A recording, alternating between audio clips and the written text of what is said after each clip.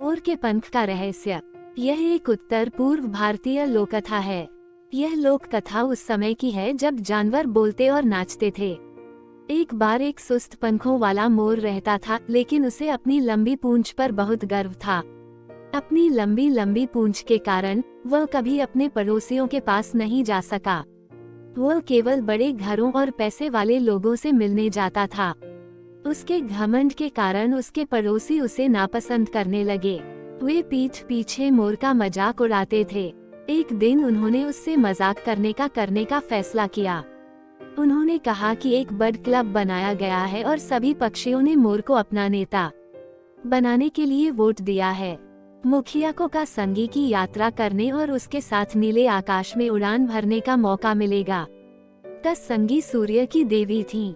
मोर बहुत उत्साहित था। मोर ने अपनी यात्रा के लिए उड़ान भरी। उसके जाने के तुरंत बाद अन्य पक्षी गपशप करने लगे और उनकी छोटी सी चाल पर हंसने लगे। का सांगी अपने महल में अकेली रहती थी, इसलिए वो अपने स्थान पर एक अतिथि को पाकर बहुत खुश थी। दिन बीतते गए और मोर पर्याप्त सुविधाओं के साथ एक महान जीवन व्यतीत करता था। धीरे धीरे उनका अभिमान आसमान पर पहुंच गया। का संगी अपना अधिक समय मोर के साथ बिताती थी, परिणाम स्वरूप वह अपनी गर्मी से पृथ्वी को गले नहीं लगा पाती थी। धरती ठंडी होने लगी और जंगल के जानवर बीमार और उदास रहने लगे। हर समय बारिश होने लगी। सब कुछ तबाह हो रहा था और पृथ्वी पर कोई खुशी नहीं बची थी। सभी जानवरों ने इंसानों से मदद मांगी और इस नतीजे पर पहुंचे कि मोर की वजह से का संगी को आसमान से अपनी गर्मी बरसाने का समय नहीं मिल रहा है। इसलिए मोर को वापस धरती पर लाना सभी के लिए जरूरी है।